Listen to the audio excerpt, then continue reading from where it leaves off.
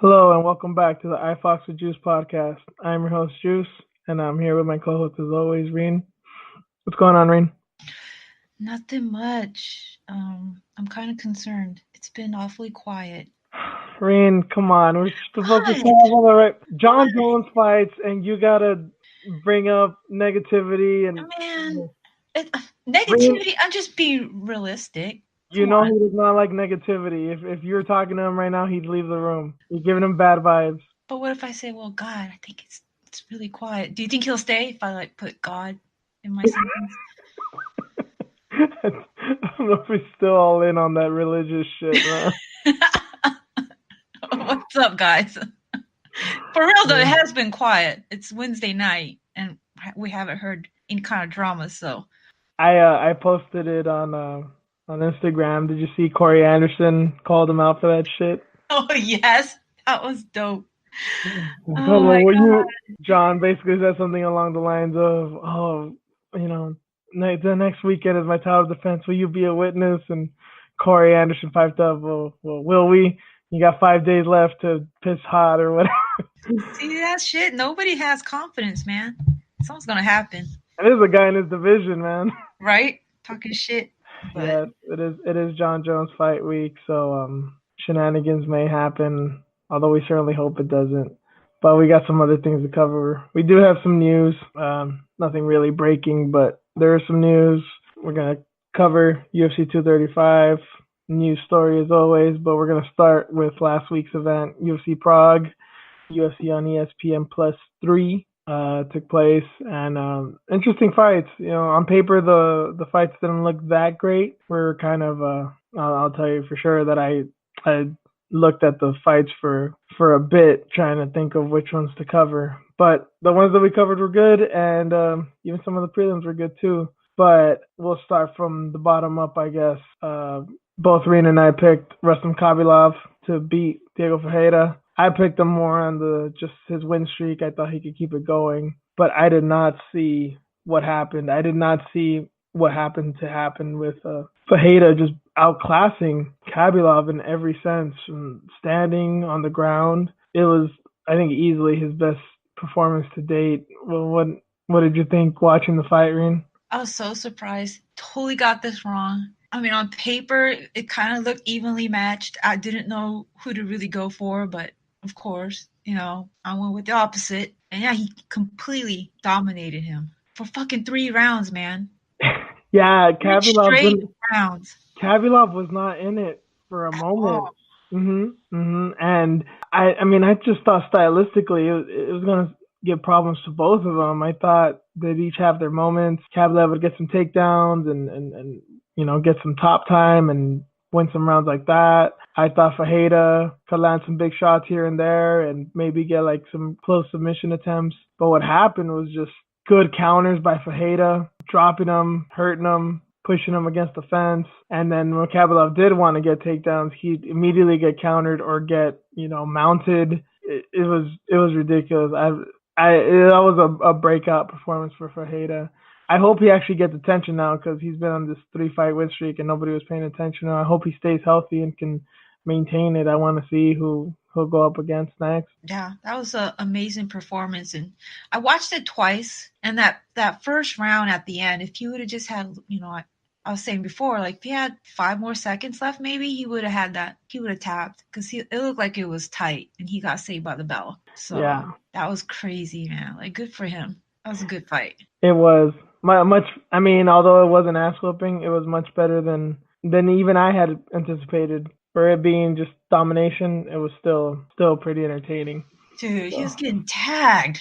But yeah, he was just like taking it to him, was just tagging him up, like jab, jab, jab, and just right hand. Like it was amazing, man. I'd watch it again. yeah, I might too. I think I watched it twice. Yeah, crazy fight.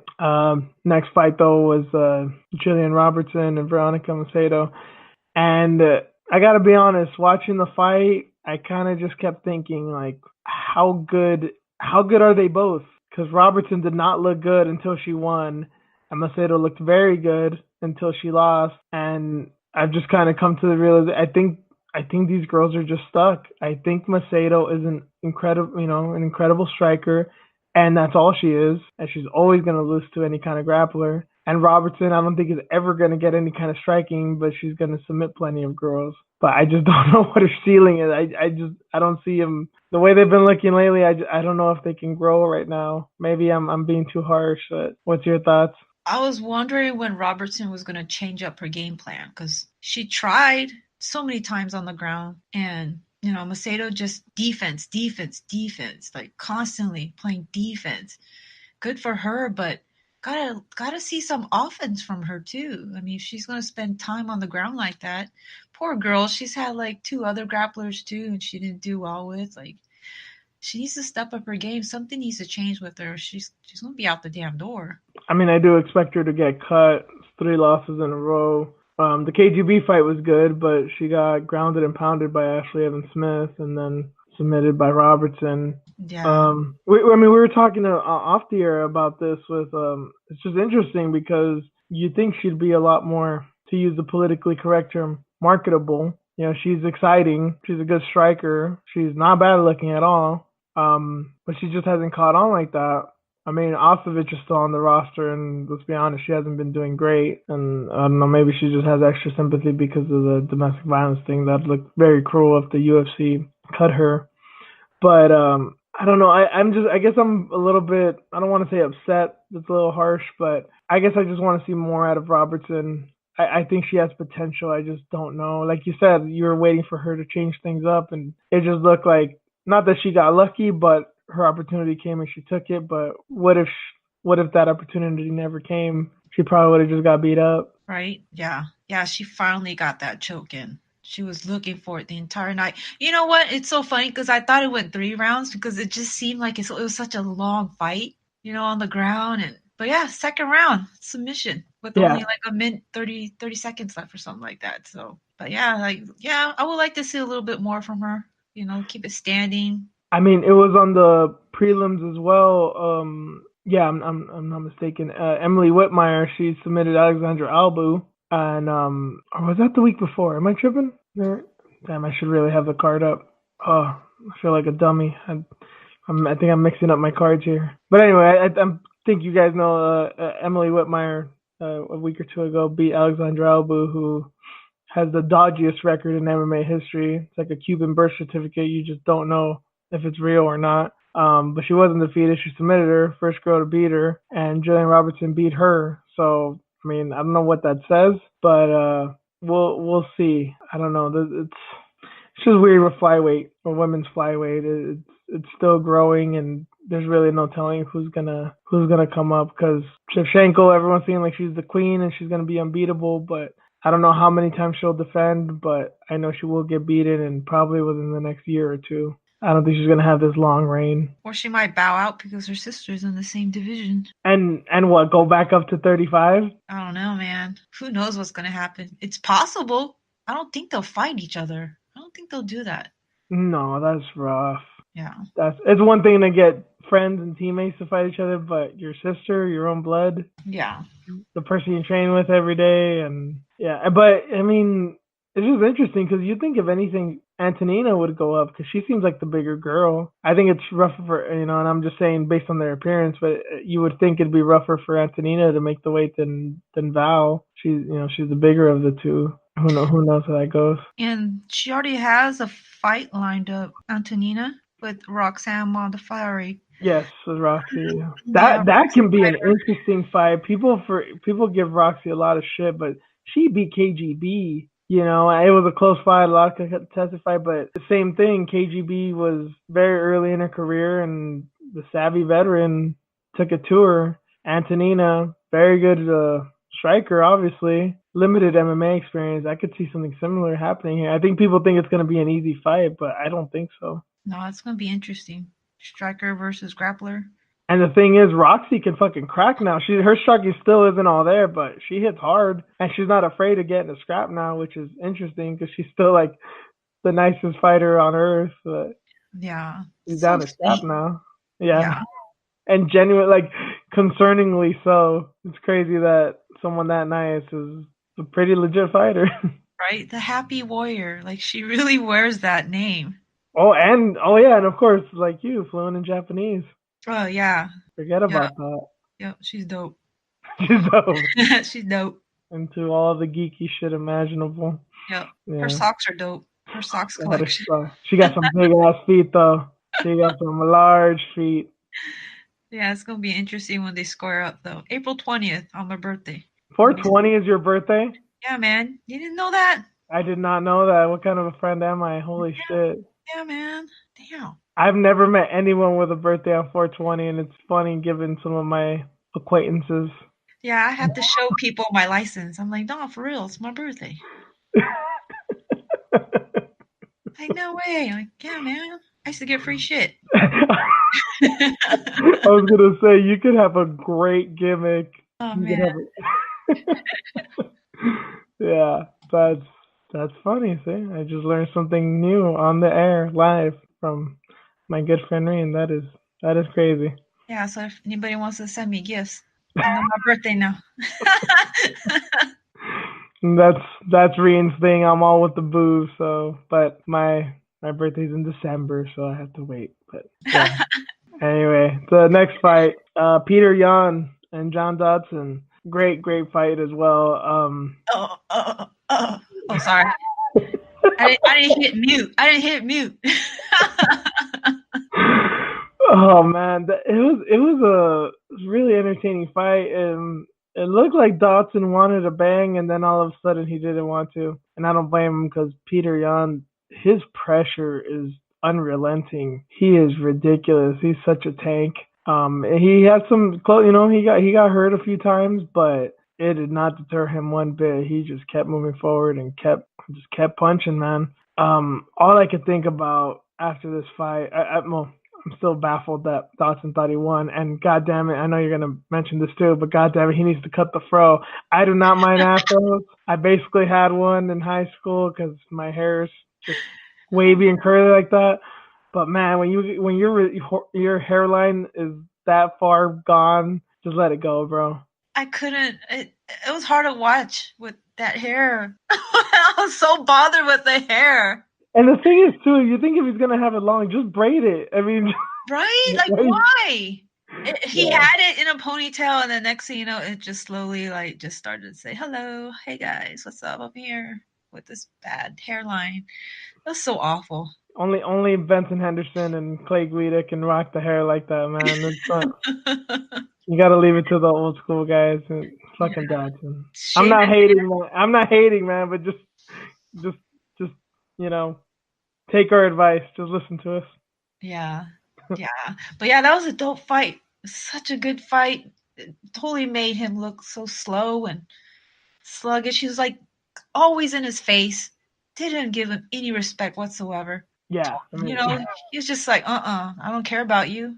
I'm looking, ahead. I want the top fighters. You're in my way. So he's so fucking gangster, man. Yeah, he got dropped, maybe 2 times, but that's about it. That's the only thing really that Dotson, brought to the table. Like he had nothing else. He had no answers for him. And this kid is so young. He's still young. who knows how far, how hard the UFC is going to want to push him right now. Cody Stamen is fighting this weekend. He's a good prospect. If he wins, maybe they'll want to match him up with him. And then Garbrandt and Munoz, one of the fights we're going to talk about, that's happening too. That could be a viable matchup. But I know he's kind of been pulling out lately. But to me, I think it could be for sure a fight of the year if he fights Lineker. I just can't. Oh my God, that'd be my dream come true. Oh God. Mm-hmm. Oh yeah. Yeah. That was a good one too. Oh yeah. I would love to watch him fight again. It was an amazing performance. That was fun. I watched that twice too. Because the thing I'm just thinking about the Lineker fight, like one of my favorite fights ever. I know people don't think of it like this because it only lasted like 2 minutes, but one of my favorite fights ever might be him and Francisco Rivera. Do you remember that fight of Lineker and Rivera, them just wailing at each other? Yes. Like that might be one of my favorite fights ever, maybe like top 20, 25 fights because it was just so ridiculous, and I could picture him and Jan going at it like that. Hopefully they go at it like that for 15 minutes, but fuck it, if they go 2 or 3 minutes, I'm down with that too. Yeah. Oh my God. That would be a great fight. And To me, it would just be so nervous just seeing like who's gonna move back first. One of them has to eventually. They can't just keep going head to head Yeah, for 15 minutes. yeah. Because Lineker can crack, but that kid, he just no fear, man. I know. That's I know. dangerous when you have no fear like that. Yeah. For Damn. sure. Yeah. So Peter Yan, we're big fans as you can tell. But I just hope a good fight in your future, win or lose. I just want you to get in some more entertaining fights, man, because you look almost impossible to be in a boring fight. Yep. Uh, um, the hometown girl, Lucia Pudilova, lost to Liz Carmouche. I think we went. Yes, I picked Pudilova. I said she was too big, and you went with Carmouche because of her veteran savvy. I mean, you were right. Although Pudilova thought she won, and obviously everyone in the Czech Republic thought she won too, and they let poor little Liz have it. I don't know. What do you take away from Liz's performance, Shane? Because like, I mean, it was good. I think she dominated, but I don't know how much it said about her. I mean, that was painful to watch. And she's great on the ground. I mean, damn, Liz is a goddamn black belt. She's doing all these grappling matches. Like she's no joke on the ground, and like she's just all these different transitions. Getting out of trouble. She's great on the ground, but it would have been better had she like turned it up a little bit more and instead of being so hesitant, I guess, because she didn't want to get taken down. That's what it seemed like. She didn't want to get taken down. She was a little bit hesitant on that. But that last sequence, though, like I wanted to see more of that aggression. Like she got pissed off at the end. Did you see that? Well, Pudilova's a mean fighter, and that's kind of what I said last week when I picked her. I'm like, she's big and she's mean, and I know that sounds very like elementary school. There's like, oh, the big mean person's gonna win, but I mean, legit, she's very aggressive, and Liz is very good, and she can be aggressive when she wants. But I thought she'd just kind of pick her apart after a while because I thought she'd put the pressure on her. Right? She's long. She's tall. Hmm. Like god damn. Babe, you could see the size difference, but no, I don't know. I don't know if it was the crowd or what, but if we would have just saw a little bit more aggression, then I think she would have definitely pulled through with that fight. But I give Carmouche credit too. I think she went at her early and like let it be known right away. Like, don't fuck with me. I could take you down. And once she got that early respect, she just kept going with it. yeah, yeah, she did. But I mean, good for her. Playing defense like that with a veteran, a shark on the ground. Shit, she did really well. Yeah, I think it said maybe a little bit more about Pudilova, even though she lost. Like, and not to take anything away from Liz, she's on a decent streak. She's got a few wins in the division. It's just hard to see where she'll go from here. Maybe KGB or, as we were saying, maybe Shevchenko and Modafferi. Maybe that could be a good next step, depending on how much she wants to wait. But actually, not thinking about it, her and KGB would be awesome. But Oh, I don't know. I don't know. I don't like seeing KGB lose. Like she's never been really badly beaten, and I like Carmouche, but I always want KGB to win. yeah, that would be interesting for sure. Oh, I mean, she's definitely be able to hang with her in the grappling realm. It's just, yeah, can she keep her off of her? that's true. Because she's bigger than her too. Yes. She's Yeah. a It's big flyweight. kind of similar to Pudilova in a way. Probably not as long, but yeah, definitely kind of thick. Yeah, Yeah. in a good way. Yes, for sure. Not in the Mackenzie Dern Prego way. Damn it! No, no hate to Dern. I know I talk a lot of shit. She's pregnant. Congratulations to her. I mean, I hope she comes back. As much as I talk shit about her, Really? I do. Really? What? See, I don't really talk a whole lot of shit, and I really don't care for her to come back. I'm tired of her bullshit, man. Maybe Seriously. she'll have a kid and Reen, And as take we it just more put it. seriously Yes. because she has something to fight for. Look, you're gonna doubt Cowboys' fucking new run that he's having lately. Maybe she could be like the female cowboy. But Cowboy's different though. He's had to fight for everything all his life, pretty much. That's not He's more. necessarily true. A He's lot of people don't know that he's wealthy. His family's wealthy. He had a lot of well, shit given to him. his grandparents took care of him mostly, right? Yeah, I mean, I think, Yeah. and then I think his dad was a doctor too. His parents are wealthy, but I think his dad, like, he came from a good upbringing. He's just a wild man and loves to fight. But his dad, is he a fighter? Dern's dad, well known, BJJ specialist, and she has no discipline. And Yeah, that makes sense. This now is she's pregnant. And what? What's she gonna be? Is she gonna be 135er when she comes back? Like, what's gonna happen? fucking leather. She said she's gonna come back in the springtime at 115. She's still gonna stay at that weight. She's gonna do better. She's gonna improve. Blah blah blah blah blah. Now she's pregnant. Hey, and she's ranked number 15, man. Hey, Macy Barber says she's gonna be bigger than Ronda and Connor. So. Dude, why did everybody get down on her? I got down on her. Fuck that. Oh my, I can't stand her. Why though? Like, why is everybody getting down on her? Like, to me, okay, I haven't really elaborated on this, and maybe it's just one of those things. I just don't like her face or something. Maybe it's just not that. Maybe it's not that deep or something. But it's just her face. To me, it's like I don't blame her for trying to market herself and all that, and it's not like I only want fighters to be humble.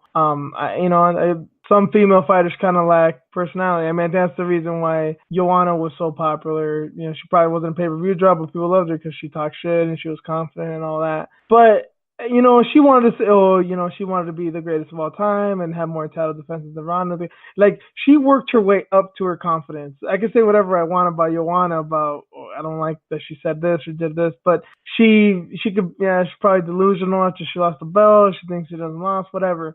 But at least she earned her stripes. Macy is like, what the fuck have you done? I believe she missed weight in one of her early fights.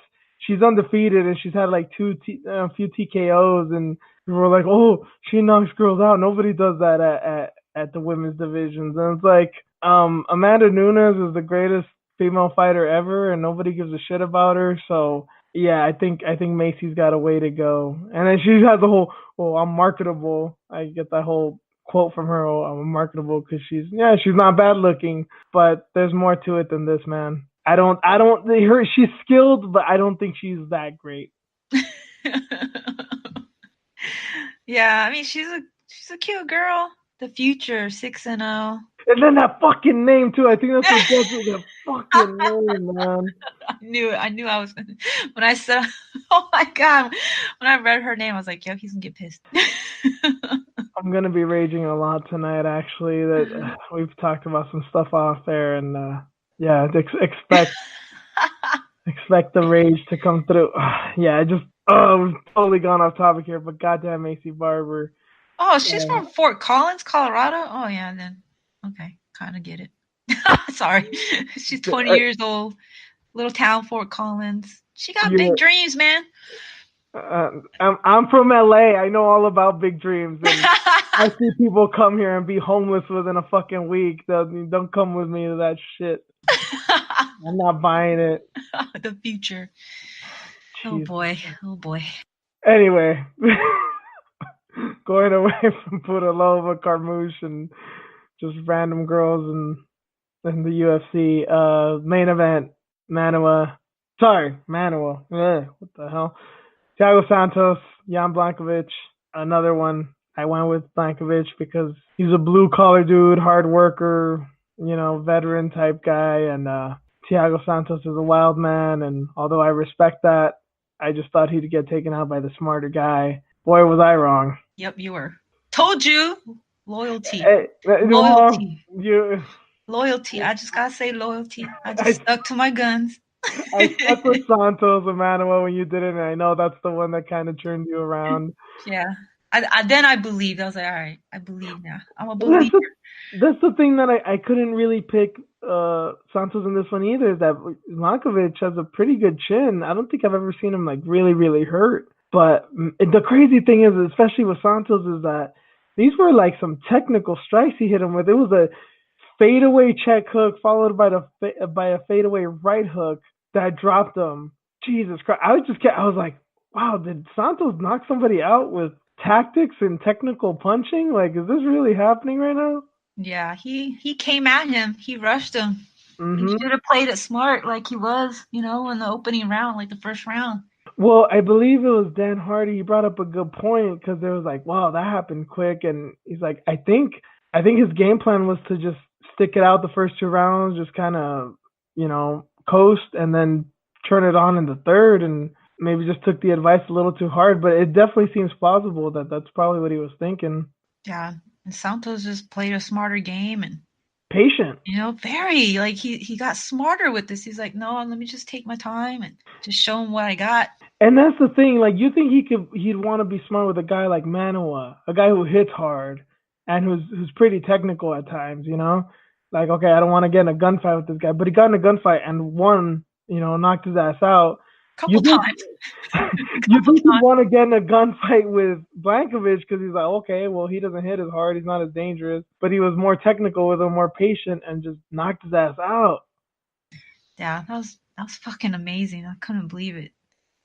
And his call out, I mean, you kind of felt, I don't know, maybe it's just me, like you kind of felt something with that call out with Smith and Jones, like Smith, I'll beat you again, and Jones, I'll be waiting. Like damn, you believed it for some reason. Dude, that was scary. But you know what got me in the feels when he for real, when he dropped to the mat. Oh yes, I was like, oh my yeah. god, oh my god, Misty, oh my god. So yeah, he totally deserves everything that's coming to him, man. So we'll find out what's going to happen after this weekend, like who he's going to get lined up with. There's people that are talking about maybe him and Gus going at it, but Jesus. oh, I don't know if Gus wants that smoke. Like, ooh, It's funny that I just realized, like, yeah, that is pretty touching with the whole, how he was emotional after the fight, because he was like what you said about Caceres a few weeks ago, like he's a gatekeeper to the newcomers. Just like that's kind of what he was. Like he had some exciting fights, got some good knockouts, but he also lost to Eric fucking Spicely. Like he just had some weird lot. Like why God bring bullshit? Why God bring up bullshit? no, but this is what I mean. At middleweight, it's like, oh, he's a fun guy. He's a fun fighter. He's entertaining. But like that's all he was. Nobody thought of him as a contender. Yeah. And look at him now. Nope. He's In moving less up. than a year, Yep, moving up the ranks. He changed weight classes. because light heavyweight's terrible. Amazing. Amazing. Fucking amazing. He's like, all right, let me go fight the monsters. Like a whole bunch of monsters. Yeah, I really did not see that coming. Like if he would have knocked him out in the first round and just he caught him coming in and just right hand head kick type thing, I wouldn't have been surprised. But the fact that he took him out the way he did, I was like, damn, getting better. Like I Dude, was not expecting that. yeah, and then he got dropped, right? John got dropped, and then he just quickly like covered up because he knew that shit was coming. Yeah, he was hurt. Yeah, he didn't get put out cold, but he was just like, damn, what the fuck was that? What did I just get Yep. hit with? Yep. So smart move on him covering up because that would have been really bad. And He like I had said, it. Blankovich is really tough too. So it wasn't like he quits when he gets hurt. Like he can usually take it, but not that time. Yeah. But yeah, that was a fun card. It was, yeah. Yeah, I mean, we've talked about it long enough, so clearly, That was exciting. excluding Dern and Barber, but that'll be another discussion at another time. But Yeah. we're gonna get into this 235 stuff. So we're gonna cover 7 fights, which is I think the most we've ever done for one card. But we're basically doing the top 7 from the card because they're that good. So starting with one of the prelims of the ESPN prelims, Misha Serkinov versus Johnny Walker. I said I was gonna think long and hard about this, during the week and when we talked earlier and all this. And frankly, it's just so simple that I don't think I can wrap my head around it more than what it is. Striker versus grappler, but also it's not just an extreme contrast of styles of striking and grappling. It's also just even the body type. Walker's long and lanky, and Serkinov's kind of short and stocky. I don't know, Reem. What can you add to this? Gotta Dude, this this is so tough. So Serkinov is 14-4, right? He's 7-2 in the UFC. got a little bit more miles than Walker, of course. He's ranked number 14. Walker's ranked number 15. 3-0 in the UFC, 16 fights, 3 losses total. He's on an 8-fight win streak. His finishes or his fights, his prior fights was what? Clear Roundtree and Justin Ledet, which we actually saw recently. And I think all under 2 minutes he's been in the cage. Well, if you count the tough, not the tough one, but what is it? Dana White's Contender Series, he went all the way. But still, he's coming in here and like fighting some people, man. He's fighting some names, and then now he's got this fight because OSP was injured, so quick replacement, quick turnaround fight. Anyway, so interesting that he's on this card with Misha.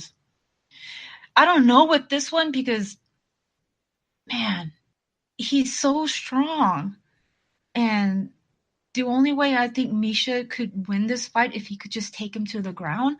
But would you want to get so close to Walker like that? Because his clinch game there's no joke. Like, how the fuck do you get out of that clinch? Yeah, that's probably the biggest concern. I mean, I could definitely see just how wild Walker is, him throwing some, ill thought flying knee or capoeira kick or something, and him getting just taken down. But it's just it's kind of hard to see Serkinov having that kind of confidence. And not to say that he's weak-minded or anything like that, but just a guy that big swinging just his giant limbs at you.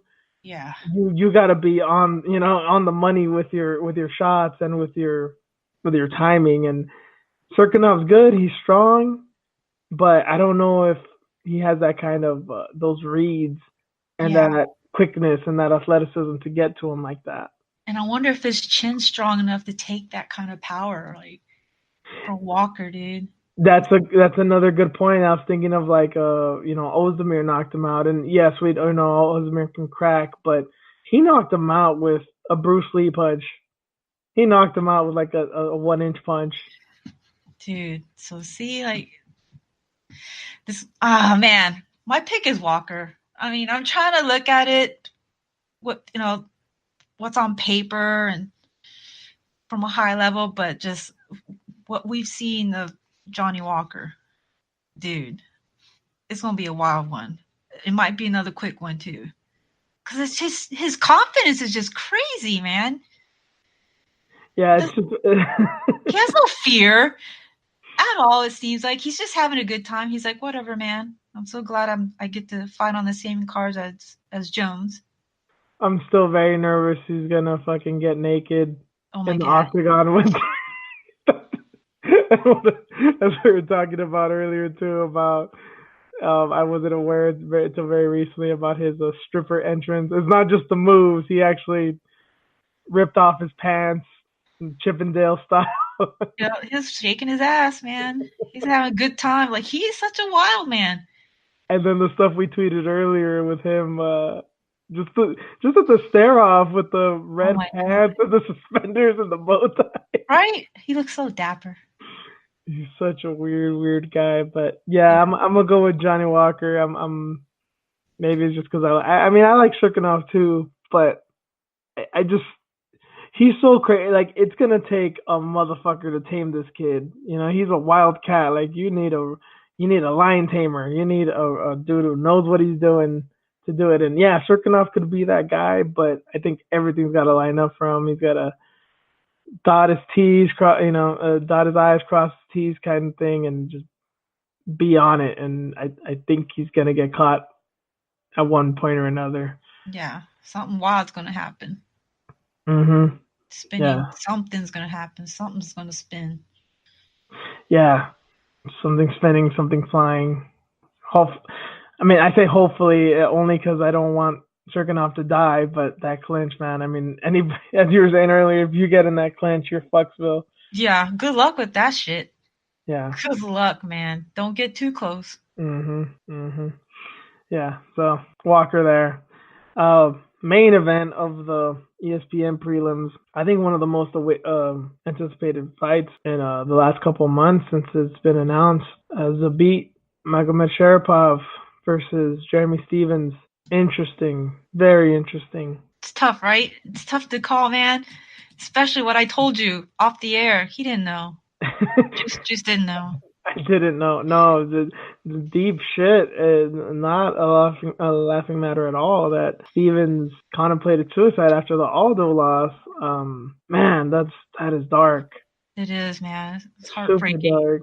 It is, and I mean, thank God that nothing happened. He didn't follow through, but this isn't technical at all. But on that note, obviously it's concerning, but also there are some people who are just wired differently, and once they come out of a dark spot like that, they get more invigorated, or they turn that aggression elsewhere. And being a fighter, obviously turning your aggression to your opponent. The thing is, Stevens isn't going to lose that power. He can still crack. He hurt Aldo. I know he lost Aldo, but he did hurt him. Aldo was on the ropes there for a second. And obviously, you know, with Aldo beating Moicano recently, we see that Aldo's still got it. But I don't know. I just keep getting that image of Bosniak unloading on him in that third round last year. I can definitely see Stevens doing that. And in the third round, too, he has a few third round knockouts. The Dos Anjos uppercut from hell, that was in the third round. In his UFC debut, nonetheless. But it's tough, man. It's tough. You know, this might be the toughest fight on the card, to be honest. I know. Just given what happened, what he said on Ariel's show with his suicide issues, or you know, he also talked about how he hasn't watched any tape on his opponent. Maybe, yeah, he watched one fight, but he hasn't really watched any tape on him. He didn't study him. He's relying on his coaches to do that. So that was concerning to me too. You know, he's not like fully prepared or really like watching this kid, or like, I don't know, just kind of getting like amped up and saying, all right, I'm going to derail this hype train. Why is everybody like all over him like this? Did he elaborate? Is this he's never done that, or just specifically for this one, or for this one he just mentioned like he hasn't really studied on him. He's just relying on his coaches. So that seems bad. Yeah, right. I didn't like that. Like, why wouldn't you watch it and be like, why is everybody so high on this kid? Like, what's up with this kid's story? I would watch just to see, because fuck that. You ain't running through me. You know, I'm gonna make it a point. I'm gonna fucking like destroy you. That's the attitude I would have, at least. But yeah, that's what concerns me too. That's part two that concerns me. So like, it's hard to pick with this one. I have Zabit on my notes, but I'm still like up in the air because, like you said, like Stevens can crack. You know, he can come from behind and like destroy you. So, yeah. But I don't know, man. He's only lost to like high level competition. He's a newcomer. You know, ranked number 13. Like, I'm like trying to look at all my notes, but it's so hard to still decide. You know what? Just given with what happened this week and how he's opened up, you know, Jeremy Stevens, like I'm gonna just pick Stevens. Okay, this is the point where I should go with a pick, but for some reason something just came to my mind as you were talking. No, what happened to Josh Emmett? Is he dead? I don't know. Since that last fight with him. Yeah, I don't think he's fought since. No, I don't think so. I think you're right. He was like a top 5 contender when he fought. That was horrible. He fucking deaded him. Yes. And that's the thing. I'm like, I just thought that just came to my mind right now. I'm like, Josh Emmett was supposed to be the next guy. He was getting close, and I could see that happening with the beat too. But okay, I can't believe I'm doing this because I love the beat, and I definitely see a path to victory for him. But I guess maybe just out of in my heart, seeing what he went through lately and just that dark spot, I'm gonna go with Jeremy. I'm going for him to the point where I'm picking him. This is more of a heart thing. Yeah. But yeah, there's logic to it. You can definitely crack and definitely hit him. But yeah, I hope his demons manifest itself in the fight to his benefit, not to his detriment. So I'm gonna go with Stevens. Yeah, just win, bro, and get your confidence back, and would not be mad at all if the beat wins. But I'm just gonna go with Stevens for this time. Yeah. Yeah. So moving on to the main card, opening bout of the pay-per-view: Cody Garbrandt, Pedro Munoz. Garbrandt's return from 2 ass whippings from Dillashaw, losing his title. I'm sorry. Munoz. Well, I mean that is what happened. There's no denying that. But Munoz has just been on a tear. I've heard some people say that this is kind of a tune-up fight for Cody, but I could not disagree anymore with that. That's what it seems like. But come on, man. He had 2 losses, 3 high-profile fights, bunch of drama with the past 3 fights he's had too. He couldn't even hold on to the belt, man. And yeah, it's so odd. Like I watched the press conference again. They're so friendly with each other. Cody and Pedro, so friendly. Even with the face-off, so friendly. Like Pedro, like made this little motion, like he's like gonna scare him a little bit, but they're all like all smiles and it's so happy. It's just so odd because the past 3 fights Cody has been in, nothing but drama. I wonder if he's just super. I wonder if he's just super humble now, getting his ass beat twice in a row, both for the title against the guy he hates. If it's just like, don't take it so seriously anymore, Don't get so wound up. Yeah, it's possible, but man, Pedro Munoz is no joke. He's only lost to like high level fighters. Yeah. He's The never last, been stopped. Well, yeah. what's Cody known for? Knocking bitches out. Yeah. Yeah, I mean, Cody's still, I mean, unless we're not aware of something, I think Cody still has that power. He can put anyone out, so long as he lands. Well, I mean, even in both fights, but yeah, in the last fight, he hurt TJ again. It wasn't that severe, but he still has it.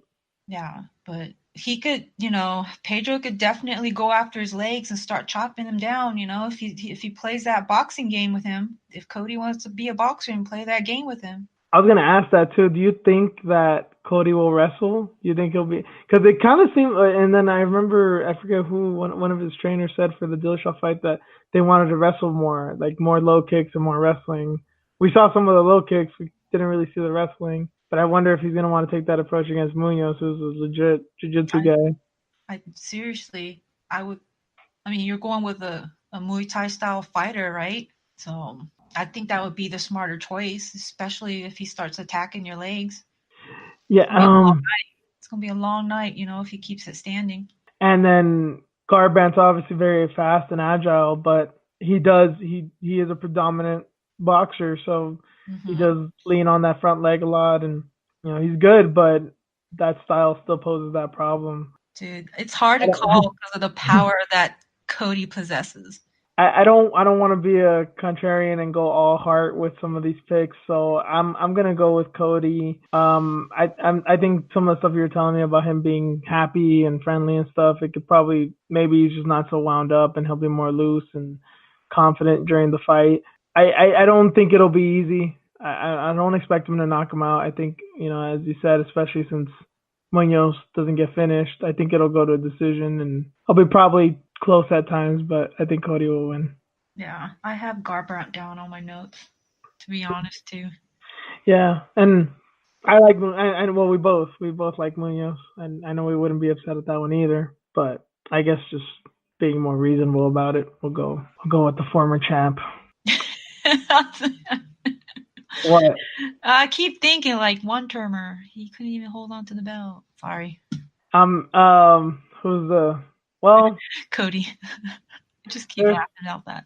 There's plenty of champs who's the guy? There was someone recently who the fuck was it? Oh, god damn it. Why can't I think of it? Yeah, it's gone. Just ignore that. I'm gonna have to edit that out. Yeah, it'll probably come to me later and I'll just yell it randomly. But yeah, I'll edit this out. Up next, Weili Zhang. Is it Wheelie or Wiley? Is it Wiley Zhang? Is that how you pronounce the last name too? I believe it's Zhang. Yeah, Zhang. Wiley Zhang. Like the Crouching Tiger, Hidden Dragon girls. Yeah. Yeah. Yeah. Anyway, she's awesome. Weili Zhang. We're just gonna go with Weili Zhang and Tisha Torres. Puerto Rico versus China. Yeah. Yeah. Yeah. Yeah, it's good.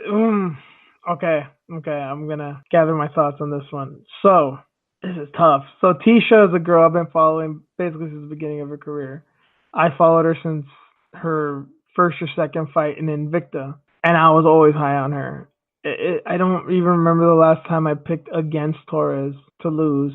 Even against Joanna in her last fight, I picked her to win. This Zhang girl though, she's fucking legit.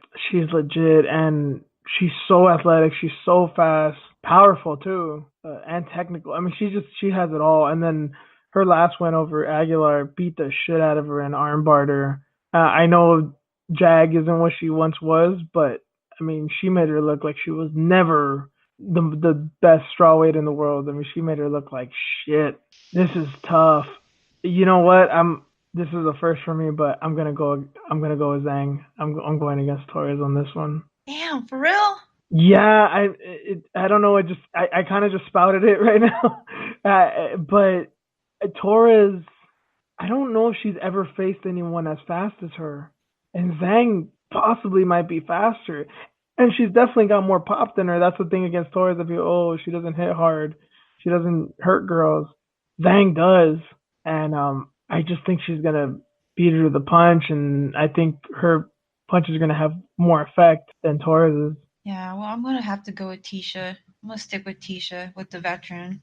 She's only lost to Joanna, Jessica Andrade, and Rose Namajunas. She's fought the who's who. She's fought the big names. She's been in there for a while. You know, she's no joke. Black belt in karate, taekwondo. She's done it all. She's back with her old team too, by the way, so that makes me feel better. Oh yeah, top team's definitely a great fit for her, and I believe the camp she's been with since the beginning. Yeah. So that's definitely good. I don't think she was doing bad at Colorado with Pennington and them, but yeah, that's good. But I just have this feeling about Zhang. Maybe it's also a thing of like it's a long time coming for Chinese fighters. Like I think the best one or the most notable fighter is Jing Wang. What's his name? Big Chinese guy. His last name is like Jingalang. He has a weird last name. I can't remember what. He eye gouged the shit out of Jake Matthews. I remember that dude. Like, he's like the most popular one just because he's been in the UFC for a while. Mm-hmm. But I think Zhang really has a chance here. I think she can shine. I think at worst it'll be competitive. I don't see Tisha finishing her. I don't see her outclassing her. Yeah, it will definitely be tough. They're both bodied up. They're both strong fighters. Yeah, Tisha is ranked number 7. Zhang is not ranked at all. So I mean, she pulls this off, it's going to put her in, up a couple notches, I believe. Because strawweight, she'll probably knock off Mackenzie Dern. She's gonna stay there, Reen, forever. She's gonna stay there for the 9 months, and then the baby's gonna be ranked like in her place. Oh my god! Yeah, don't count her out.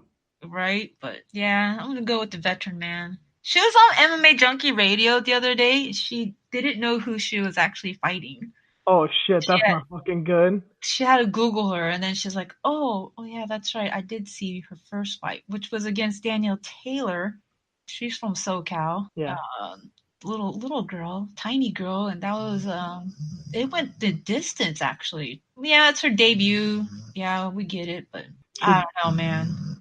Yeah, she did beat the shit out of Taylor, but I'm still baffled by the Jag fight. I know there's better opponents, but it's her second UFC fight, and she did better than her first, much better, and yeah, just dominated. I'm just gonna go with the upset. I'm going with Zhang here. Moving on. Okay. What? What's wrong? You don't like Ben? Okay. Robbie Lawler and Ben Askren. Okay. What's wrong? Your energy level just went down. What is the thing you told me earlier? What does Ben do? Disc golf. He used to be like an amateur disc golf. I got an unnatural hatred of white people earlier for this. Watch, I'm gonna do some research and find out that it's like an old African tradition or some shit. Disc golf. What the fuck is this shit, man? If any of you guys listening to this playing this shit, just stop listening, man. This is some fucking bullshit. What the fuck kind of I have an unnatural hatred for this for some reason, and probably just because of Ben Askren. But He was bored. He didn't have nothing else to do. god damn it, I want to see Ben Askren in a suit just once, just fucking once, man. Oh God, he was in flip flops again. They did the face off earlier. Flip flops, shorts, and just a t-shirt. Like, he's such a simple man. Like, I don't think we'll ever see. Well, the press conference, he had at least a button down, right? Or no, he had a button down shirt, but with flip flops still on, with slacks on too. I couldn't. When Leonard Skinner wrote "A Simple Man," they were not thinking of Ben fucking Askren, man.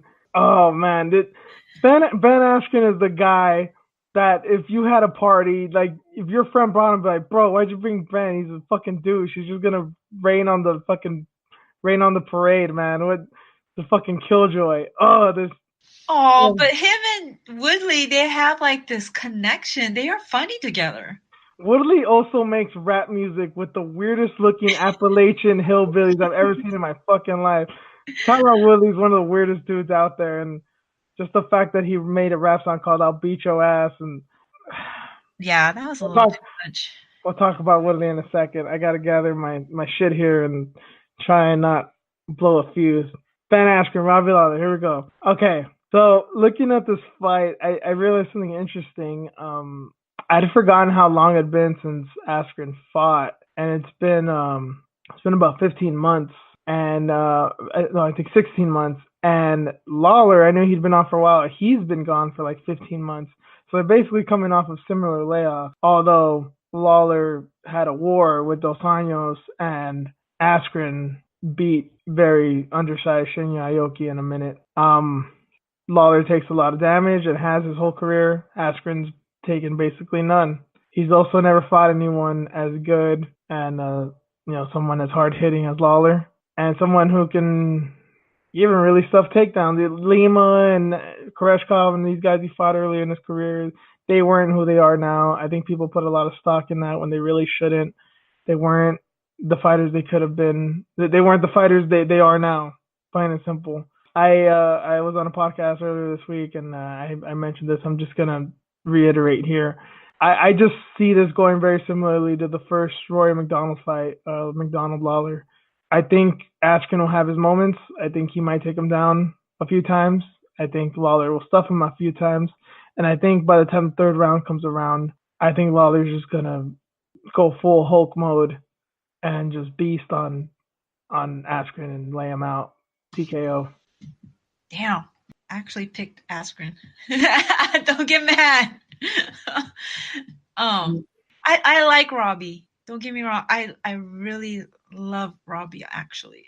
And I think this is such a bad fight for him. If he gets taken down, then it's over. Even if he gets up, he's gonna be relentless. He's gonna be all over Robbie. He's gonna keep coming at him, and then possibly, ground and pound him. It's possible. But if Askren moves forward like he's going to get cracked. Robbie still has power, so it's so 50-50. And I was actually watching MMA pros pick with James Lynch. He does that pros pick, and even the pros are like 50-50 on it. They weren't really sure. They were like going back and forth. I give it to Robbie. I give it to Askren. But if this happens, because Robbie got power, but if Askren brings him down, then it's all over. So, I mean, this is an interesting fight. Askren has a lot to prove, right? Because, I mean, finally he's in the UFC with all the bullshit that's happened between him and Dana White. This whole trade deal, we've never seen anything like it before. Demetrius Johnson for Ben Askren trade. Yeah, you happy with that, Reen? No, I'm not, and I'm still picking Askren. God damn you! Go play disc golf with him. ONE FC champ, Bellator champ. He's been wrestling all his fucking life. It's just not wrestling too. He's actually done like submission grappling, ADCC. He's done all that. He's been in the Olympics, so it's like he's fought forever. So I think he will find a way. And I think he's going to get this win. So, I mean, damn, dude. that whole like ACL surgery he had, Robbie, that sucks, man. I just wonder how he's going to be coming into this fight. But yeah, that's my opinion on it. Do you remember the last 30 seconds of the Hendricks rematch? Yeah, That's what's but gonna he's happen. been in some wars though. Like, That's what's gonna happen. He's gonna keep trying to take him down. He's gonna wall install him for a bit. He's gonna get frustrated at one point, and Robbie's just gonna say "fuck this noise" and just elbow the fuck out of him and unload. I'm really wishing. you're like, I'm wishing. You don't sound so confident. I've actually made I thought about this earlier. I've actually made the decision that I'm not going to drink so heavily on Saturday. Not because I care about my body, not because not because of any of those stupid reasons. I just don't want to fucking throw a remote at my TV if Lawler loses because I'm going to be so irate and I'm going to be just so emotional as it is. If he loses, I'm just going to cause a riot. So probably best to not have alcohol in my system. Man. At least not that much. Or beat somebody with the remote. Yeah, but I know, man. It's tough, man. Fuck flip flops and fuck disc golf. That's all I'm gonna say about that. Robert Glenn, half Filipino Lawler, all the way, man. He's gonna take it. Fuck this shit. Anyway, talking about Askren's homie, Tyron Woodley, defending his belt versus Kamaru Usman. Bullshit rap records and weird hillbillies aside. Yeah, I don't really think I have much to say on this fight. I think it's pretty cut and dry. I think Woodley is gonna fuck Usman up. I don't think Usman has much of a chance here. I think everything that Usman does, Woodley does better, and he has that veteran experience. I just don't see it happening for Usman. Same. I feel the same way. Even the pros, yeah, they had their pick on that too, and they were all for Woodley. Did you know that Usman or Marty and Lawler are training together? Oh yeah, I forgot Lawler left ATT, and yeah, he went with Hughes, which is it's Usman's train. It's interesting. They're like Well, training that's together. That's good for Law. Well, that Woodley changes things a and little bit. yeah, like the two best friends, Woodley and Askren, are training together, and then you got these two on the same card too. Like, That's crazy. yeah, man. Well, okay.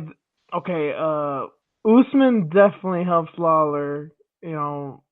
Powerful wrestler who's gonna do nothing but wrestle. That's definitely good for Lawler in the preparation.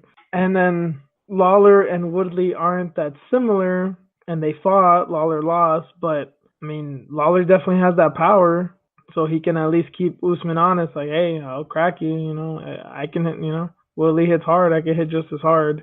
I don't know. I just don't see it for Usman. I've been seeing some of the embeddeds and some of the countdowns and all this, and he's like, oh, I don't get tired, and I'm versatile. I can kick and I can punch and I can clinch and I just think he's pulling things out of a hat. I just think he's gonna run out of ideas in there.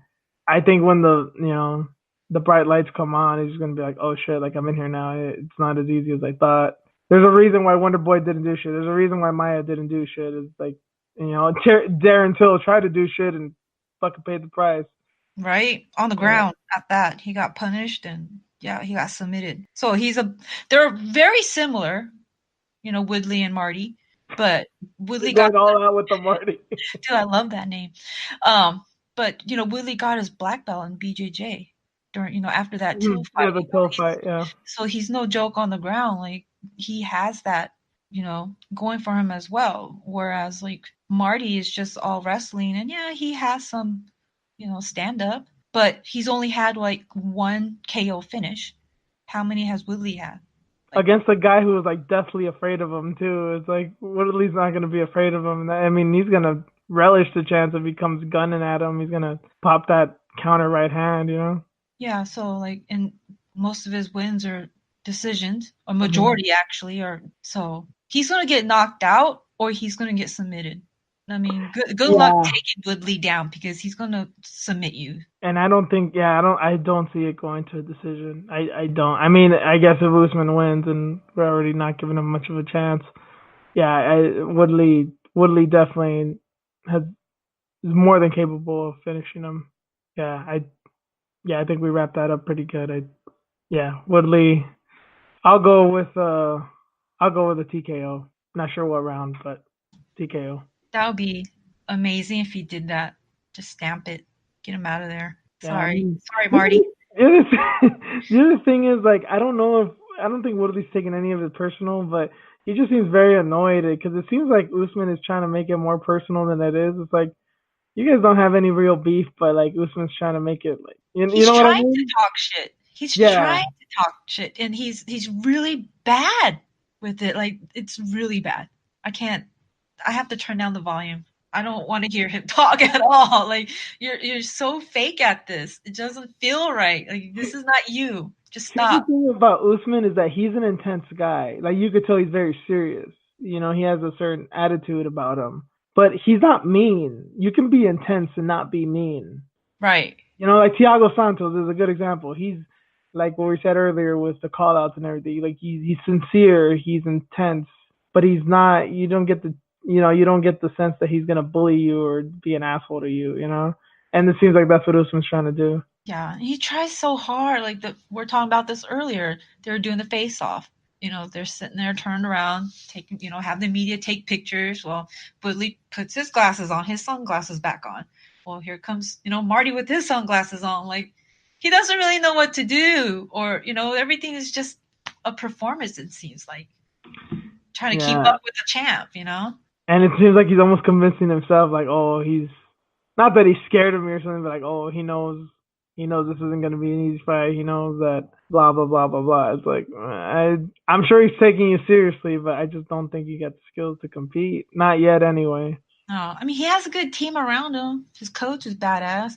Henry Hoops like badass, but you got Duke Rufus and Dean Thomas, and Woodley has a great team around him, and he's been doing the damn thing for a while, and he's beat bigger names, tougher guys. So yeah, it's gonna be a finish. It's gonna be like a violent one, I think too. Is Woodley gonna come out to his own song?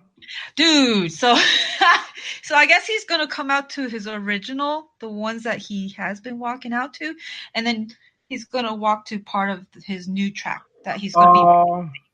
He's So doing that Connor thing where it's like a mix up of like 3 songs and shit. yeah, he's doing that, but it'll be 2 songs. But yeah, he's doing that. We'll get to hear his like music, his track.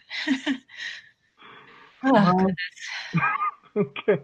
Well, I thought I'd throw that in there because I thought you might know something. So there's Yeah, he talked about it. He was doing that media scrum, right? Oh, okay. He was with his good buddy Ben Askren. They are so funny together. I like watching them together. They were actually on another program too, TMZ, together. Because I guess Woodley does TMZ, but yeah, Ben Askren was right there with him, chatting it up. So they make a good team. They should go on the road together. See, Reen, this is why you can't rule the world. If you had your way, you'd probably do a remake of Lethal Weapon with Woodley and Askren. So Ben Askren has that posted on his Instagram. Of Lethal Weapon? Yeah, it's him. Holy fuck. Woodley. I hadn't even seen this. I literally just made that up. I was not even aware of this. Holy shit. Yeah, Woodley and him, and then there's like Marty in the background, like kind of creeping. Yeah, just check it out real quick. Oh, they're so corny. You're 34-year-old men. Oh my. Well, Woodley's like fucking 40. He's not that young, but oh god. 34. Ben is 34 with 3 kids. I did not picture that. He's still that like college kid. It seems like. God. That's the way I take him. Like he's like a little kid almost. He looks like every MMA troll ever. Oh my god! Damn. And Askren, I'm offering you an open invitation to the podcast whenever you want. Open invitation, buddy. Shit, he might hop on it. Just to be like, what? Let's talk. Let's talk, Juice. God damn it. Oh, The fact that he's a MAGA guy is like that's like the fifth thing that's wrong with him, man. Oh my god. Okay. Okay. You sure you're not gonna drink?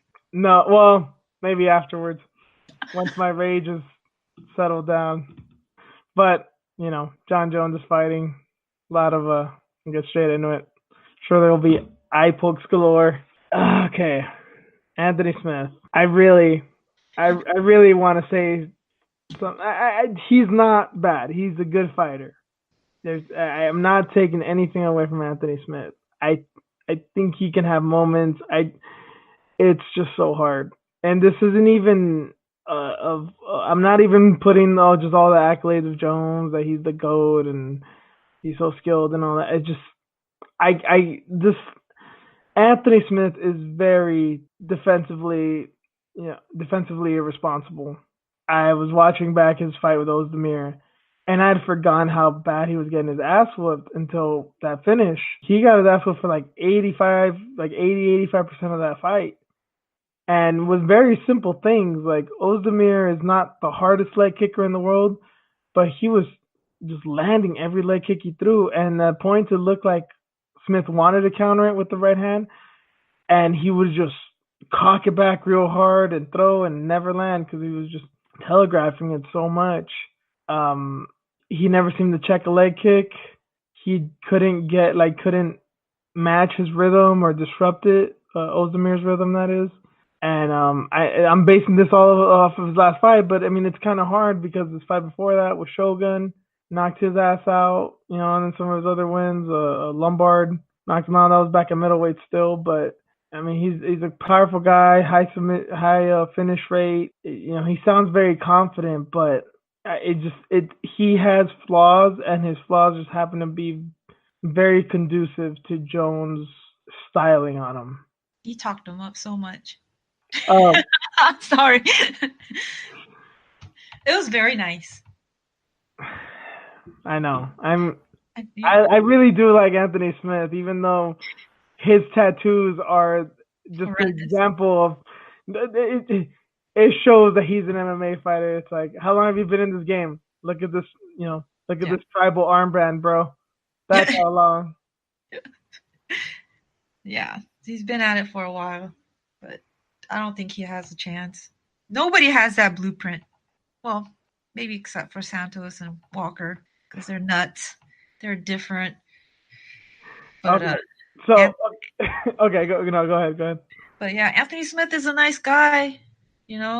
He's been really cool with this entire embedded episodes and press conferences, really being, been really respectful and playing it cool, and kind of talked himself into this fight. But then again, he would have got this fight anyways, I think, because he was ranked number 3 regardless. So, but I think just him kind of asking Jones for the fight after Jones beat Gus, he got his wish real fast, right? So, but yeah, I don't think if he pulls it off, it'll be an amazing story. He dethroned Jones. That would be amazing, but I don't think that's going to happen. I want to know what the odds are going to be come fight night. And honestly, I mean, I love DC, and I wish at one point or another he'd beat Jones, even if that's unrealistic. And he's one of my favorite fighters as a person. He's just a great dude. But it would be very poetic if Smith is the one that beat him, because he's the most MMA looking fighter of them all, and he's been at this forever, and he has not said a bad word about Jones. He's been beyond nice. It'd be funny to just see the ultra nice guy beat the sociopath that is Jonathan Dwight Jones. Yeah, he's had his antics too with the press conference and everything. And yeah, John gonna be John. So, but yeah, that ain't gonna happen, man. I wonder if it's gonna be a finish or if he's gonna take him to the distance. I'm not. That's the part I'm not really sure about. I think it'll be a finish. I'm not sure what, but I don't think Smith has the gas tank for 5 rounds. I don't think he's ever done it. Yeah. Ozdemir was scheduled for 5 rounds, and he looked ready to go out. And it looked like if he didn't finish Ozdemir, he would have got finished in that round. Right. So Yeah, I don't think you get your. I know he's in Colorado. I'm not sure if he's at elevation, training at altitude, and even if he is, I don't know how much that's going to play a factor. So, I guess I'll get John Jones by submission in the third round. It seems most likely. Yeah, John Jones, but I'm not sure when he's gonna do it. We were talking off air about Johnny Walker and Thiago Santos and how they may actually have the blueprint to beat Jones because they're shit-eating wild men, and Jones has never faced someone who's as crazy and as ridiculous as Thiago Santos or Johnny Walker. So hopefully, maybe his time may be up soon. Yeah. Okay, so I've been seeing online people are calling for Gus versus Santos next, which I don't agree with. I'd rather see Santos fight Jones next. I think that's Mhm. going to be a really interesting fight. Santos is a fucking like he's a monster. Just the way he moves too, though. Like I was watching that fight with Jan, I'm like, oh my god, dude. His kicks, his legs, like the way he punches, like he's gonna be a nightmare for John. Because John kind of like waits, right? He Yeah. kind of just tries to get comfortable, reads a lot, and he wants his opponent to like make a mistake. The thing with John is that he does have counters. It's not a lot, and they're not. He doesn't throw them. He doesn't throw them often. He tends to fluster opponents because of his activity, the front kicks, the oblique kicks and stuff. He disrupts them and he makes them uncomfortable. Um, Thiago San, I Santos does want, the same thing with those I, oblique kicks. I want to know how Santos's mind works. Like when he's in there, like I could just imagine it's pure chaos. Like I don't know if he even thinks while he's fighting. Yeah, well, I was noticing those oblique kicks that he was throwing at Jan too. So that's the same thing that Jones does. I was like, oh my god, these guys are almost similar. But Santos doesn't wait. He'll put the pressure on, and he's so strong. So I wonder if John can handle his power. He's knocked fools dead, man. Like, but John, has he really finished anybody? I mean, his most devastating finish is either DC or Machida, but yeah, I mean, he doesn't have these horrifying knockouts. I mean, I guess Brandon Vera, but that's because he broke his orbital bone, But Yeah, back in the day, he was younger. yeah, DC's a little bit older. yeah. Machida is a little bit older guy, right? I Hmm. mean, his body of work is great, but if you look at when they fought, the ages of these great fighters, like they were kind of on a decline, man. Now you got these up and comers that are hungry. They're going to be coming for him. They're a different type of breed. They're a different animal, man. So it's going to be interesting. It's either him or Walker. Yeah, I'm They're not I'm going to looking put at up with this. his antics too, because I mean, do they really speak English? Both of them, kind of. Wa- They got Uh, translators, but no, Walker speaks pretty good English. He lived in England and he still might. He lived in England for a long time and he knows English pretty well. so I But wonder. Santos strikes me as that Jose Aldo type that I don't give a fuck to learn English and suck my dick. I'm not gonna learn it. Yeah, like I'm just going to beat your ass and that's it. Yeah, he said something after the Manuel fight. I believe it was like, I just try to be the most entertaining fighter, and I want my opponents to feel so much pain that they just quit. Something along. Gangster. Oh my god, that's so scary. So And scary. he said it in the most matter of fact way, like, yeah, I just want to basically beat him halfway to death. Yeah, dude. What a just crazy asshole in the best sense of that term. But yeah, Oh that god damn. I'm getting hopefully excited. hopefully Johnny Bones day comes. Doesn't seem like it'll be this weekend, but it should be entertaining nonetheless. It's just a good card, basically from top to bottom. We didn't cover some of the fights on the prelims, but just make a day of it on Saturday because from fight one to main event looks ridiculous. So I Yeah. don't think you'll I don't think you'll regret it.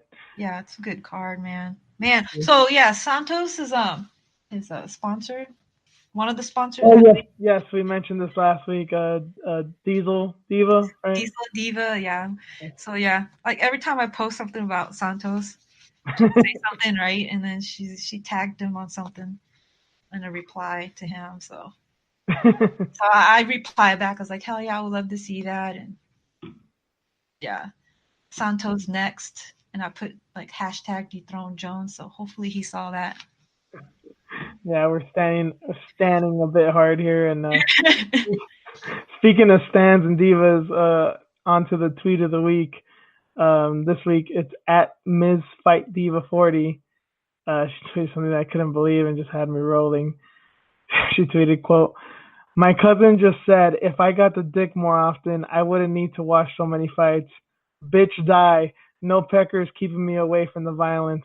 Not gonna happen, toots. I'm a stand till death. Hashtag boxing, hashtag MMA." Good girl. Who is this girl? She's pretty funny. Yeah, that's her handle at Ms. Fight Diva 40. MZ Fight Diva the number 40. But She's gangster. I know I saw a lot of people retweeting it and loving it, and especially a lot of chicks are like, "Yeah, this girl's awesome." So Yeah, hell yeah, bitch. I'm right there with you. I meant bitch in a good way too. so there you go, Miss Fight Diva. Thank you. Uh, moving on to some news. PFL, formerly WSOF, moving to bigger and better things. They just signed a contract with ESPN. So ESPN is now home of UFC and PFL. I don't know if there's a more contrast of, promotions of how high up one is and how low the other one is. And I'm not even saying this is, I like the PFL. They didn't have a good model. I like the way they rebranded. I've actually been wanting to see some of their fights. Sometimes I get more excited for PFL than I do even Bellator. And it looks like their first fight's going to be May 9th. That's the season premiere. They're going with the tournament again like they did last year. And again, the finale is going to be on New Year's Eve 2019 with the $1 million paycheck and championship. So, yeah, these fights are going to be airing on ESPN Plus, ESPN2, ESPN Deportes. It's interesting. It's an interesting play. It looks like Bellator, Combate America. The Zone has quite a few MMA promotions, and now ESPN has the biggest MMA promotion, and I guess an up and coming promotion, and have some stars like Kayla Harrison. Going to be interesting, especially for her to see what'll happen if she can get up there and get that wide exposure like we've all been wanting.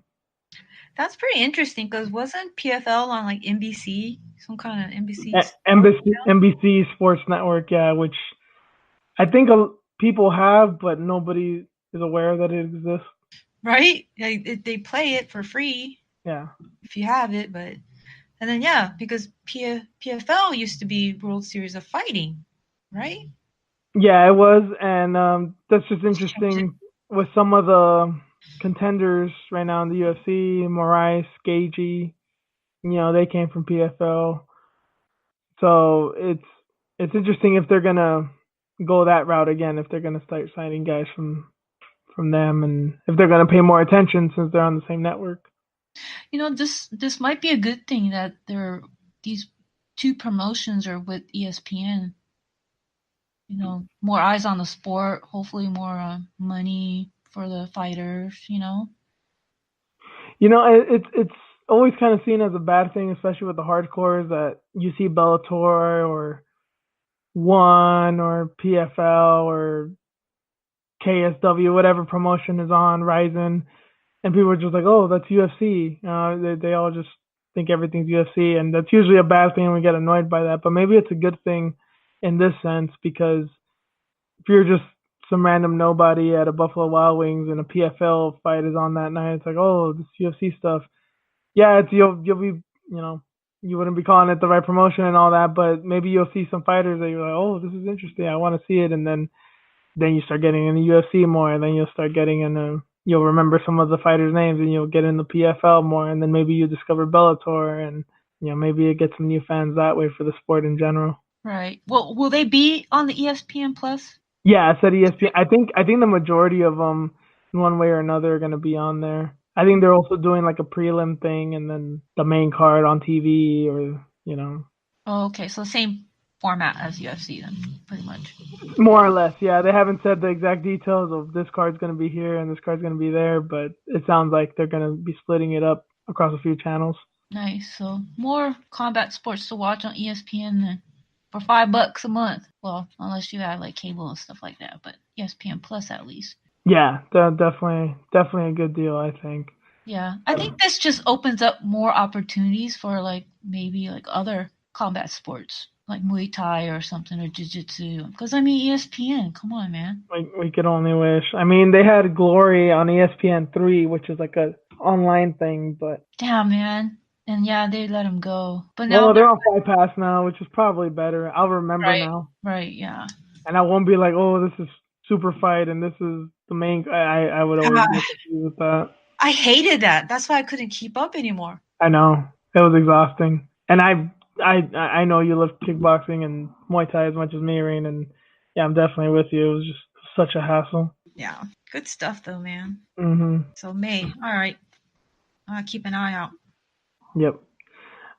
Some other news that came out earlier this week: Dustin Poirier and Max Holloway rematch at lightweight at UFC 236 main event, taking place on April 13th, a week before your birthday, Rain, in Atlanta.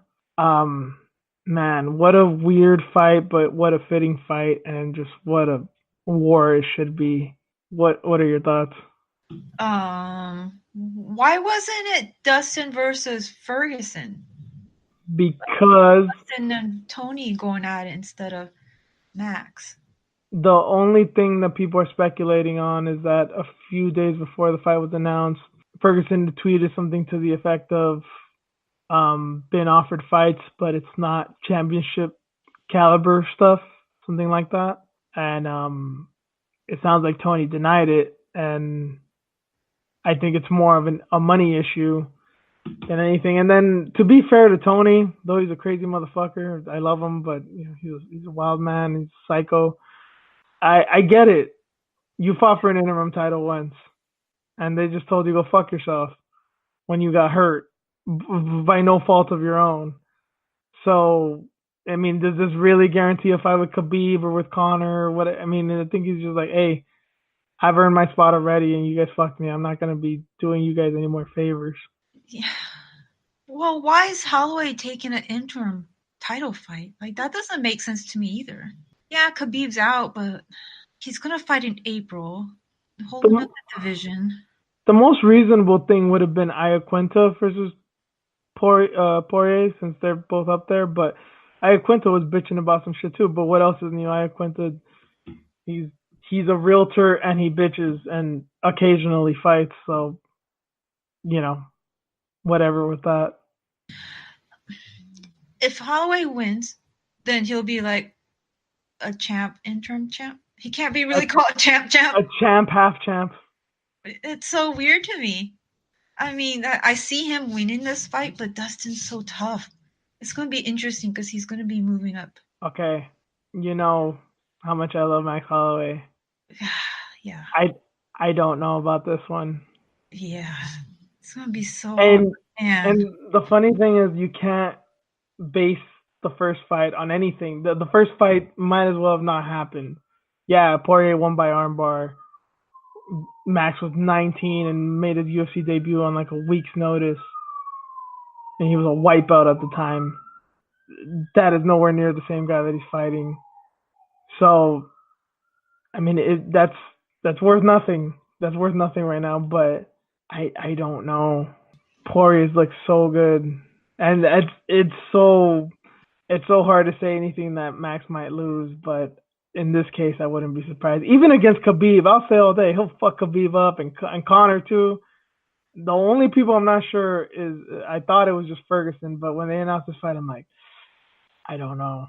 Yeah. I mean, it's a fun fight. Don't get me wrong. It's just I don't understand the belt surrounding this fight. If they would have just put this fight together, I'd be like, oh shit, this is a dope fight. And which I saw it when it was first announced. I was like, oh my god, look at this.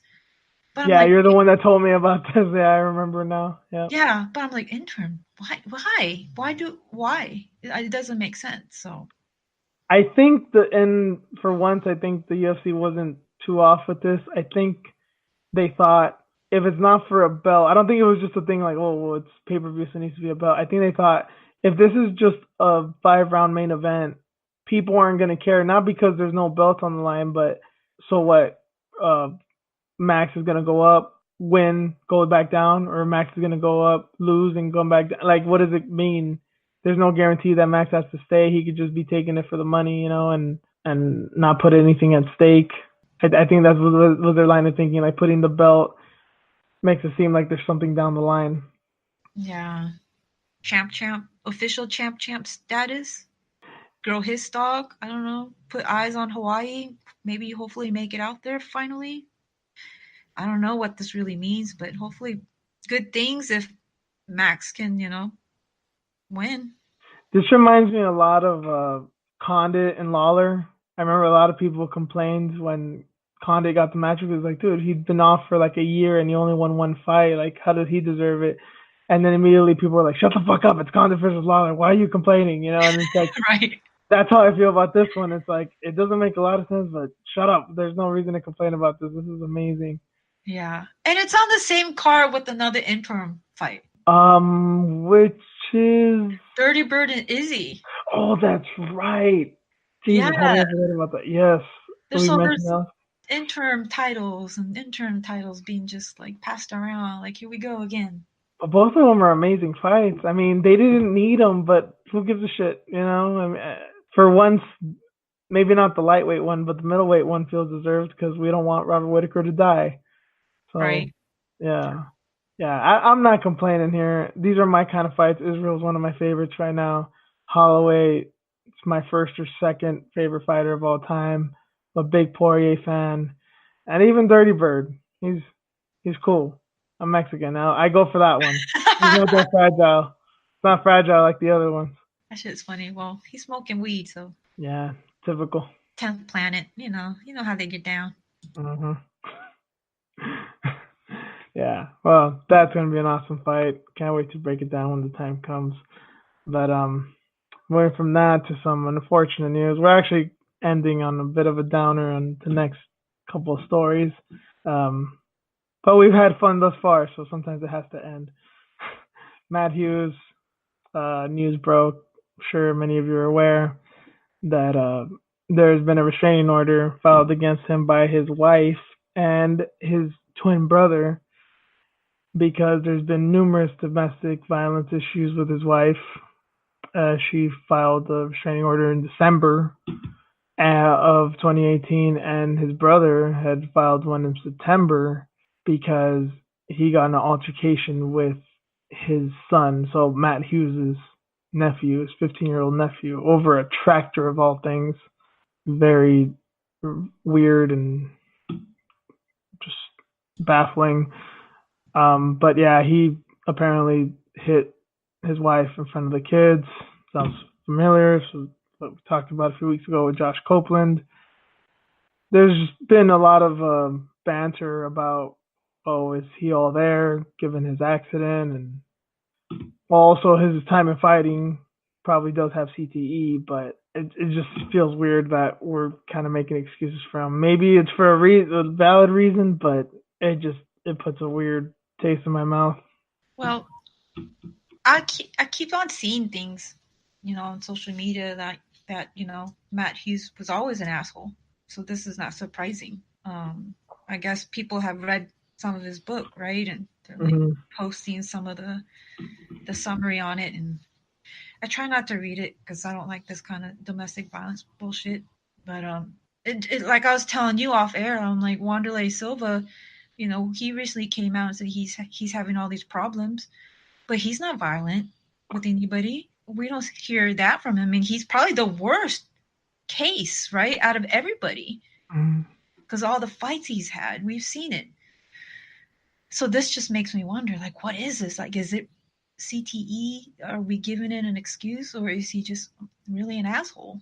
Yeah, it's like I said, I brought that up because it seems like a thing of people speculating of whether it's warranted to excuse him for some of the shit I mean, yes, he did suffer a traumatic injury and a traumatic experience of getting hit by a goddamn train. It's terrible. But yeah, it sounds like his wife. This was nothing new with his wife, and it's just one of those things you just feel like even if you're being super giving them all the benefit of the doubt, like what can you do to fix them? Usually you hear this of people doing domestic violence, it's just kind of like, oh, fuck them, just throw them out of society because they're pieces of shit and they're always gonna do it. It's like whether it was through TBI or whether he's just an asshole, it's like I don't think you can rehabilitate a person like this, and that's what's really sad, you know? Yeah. And then he posted something on his Instagram, right? His official statement. Yeah, basically just denying and thank you for anyone that's stuck through on my side and stuff. But I mean, what do you expect him to say? Right. I mean, Yeah. even if it is a TBI thing, it's like I'm fucked up and yeah, I beat my wife from time to time. I mean, there's no good way to word that. Yeah, that's so tough, man. I mean, he didn't have to go after his nephew like that. Should have never happened. His wife, like, oh my god. Yeah, as far as the whole nephew thing, I don't, from everything I've read, it doesn't seem like they said what happened, if they fought, if he pushed them, if he hit them, if it was something very minor, but that really puts I have several nephews and several younger nephews, and it really gets me angry because like I could never imagine doing that, much less somebody else doing that, even if it was my own brother, and yeah, it's very, very touchy thing, but restraining orders can only do so much. I don't know how he gets better from this, but I hope for the sake of his brother and his wife and his kids, I hope they just don't have to deal with it, whether that's leaving or just getting out of the picture or whatever they have to do, or a miracle happens and he doesn't just do it again, but bad situation. Yeah. I mean, it's his brother had to file for a restraining order. Like, Yeah, that's bad. think about that. Like, for That's real. bad. Right? Damn, man. Hope he finds peace. Something happens. I don't know. Yeah, kind of waiting for a miracle in one sense or another, but yeah, totally get you. Well, that does it for MMA stuff, and moving on to news of the week.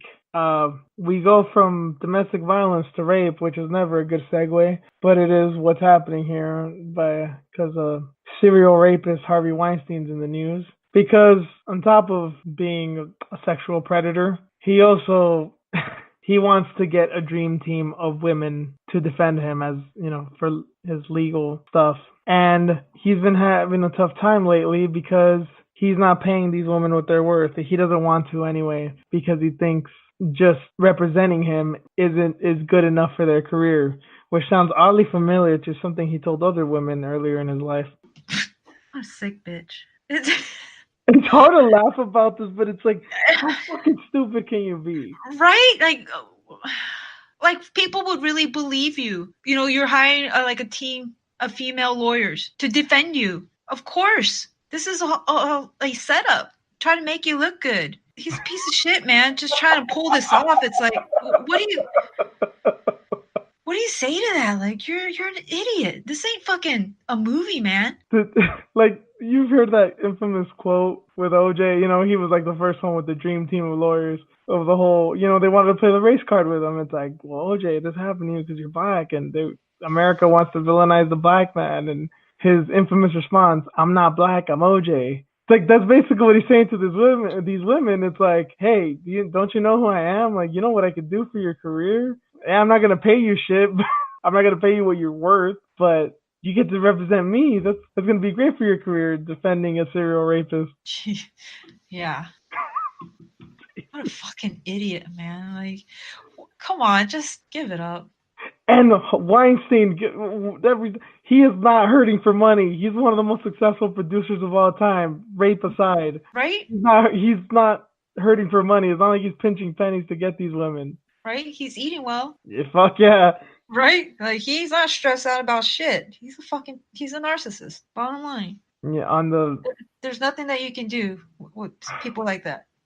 On the light end, it's funny just because of the irony of just how ridiculous this is, of how narcissistic he is. But on the dark end, it's when you're a serial rapist, it's obvious you don't respect women much. But it's just a cherry on top that he thinks so little of women who are trying to bail his ass out of jail. That he won't pay them what they're worth. Yeah, and it's going to be interesting to see. Is it going to be a female judge?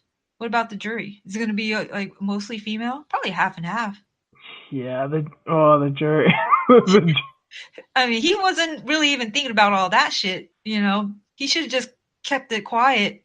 But now that he opened his dumbass mouth, it's going to be interesting to see, you know, who they put on the, you know, as a judge. Is it going to be a male or female? Probably a female. If I recall correctly, I believe this lawsuit is happening in New York, and that's kind of a shame. I wish it happened here in LA because of all the. There's a bunch of actresses that nobody knows that never made it that he did dirty. I'd love for it to just be a panel of aspiring actresses that he literally fucked over. Yeah, the bailiff, like, is it gonna be a female bailiff? Like, you're gonna set them all up and shit. Like, it's gonna be entertainment at the same time. It's sad that all this shit happened. Things that the people had to go through, the females that had to go through all this. But man, it's gonna be interesting to see It's how it all turns out, especially with this piece of shit narcissist. yeah, rape and murder and domestic violence are top of the top of just terrible things you can do. But in my personal book of sins, just marking out for yourself is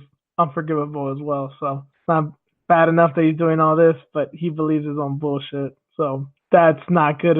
That's not good, but it's somewhat entertaining at the very least. Yeah, yeah, delusional, but yeah, it's entertaining for sure.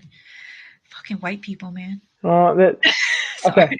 I'm gonna keep quiet because of his. Yeah, yeah. He's not a white person. He's something else. But he but looks he looks white. yeah, I know that's the bad thing. He Oh does not god. represent all white people, and I say this as a non-white person. That's true. True. True that. All right, that's gonna.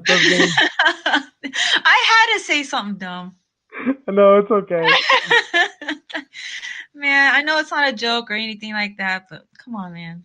We gotta have fun with it too. So Yeah, of course. This is why the last story is always ridiculous. Even if it's not funny, it has to be ridiculous because we live in a ridiculous world and we love a ridiculous sport. So yeah. anyway, that's gonna do it for us for tonight. Longer episode than usual, but this is a big fight card. The fights last week were a lot more interesting than we thought, so we dove deep in that, and then just some of the news this week went from awesome to sad to concerning, but it was all. I'm at a loss for words here. It was just I had fun. This was a fun night, a fun show.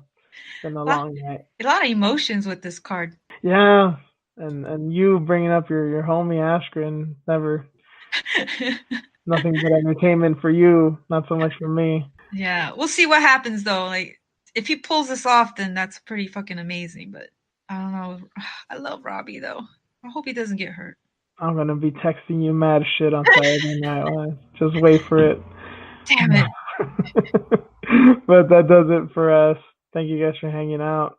Thank you guys for tolerating us on this long ass episode. As always, you can find me on Twitter and Instagram at juice_MMA. Reen as at Fox with You on Instagram and Twitter. The account for the podcast is at iFoxWithJuice on Twitter and Instagram. We're available on virtually every platform: iTunes, Stitcher, Spotify, Podcast Republic, iHeartRadio, you name it, it's probably there. Like us, review us, retweet us, share, do whatever you got to do. Always appreciate you guys. Always appreciate everyone who listens. And we'll catch you all next week. Later. See ya.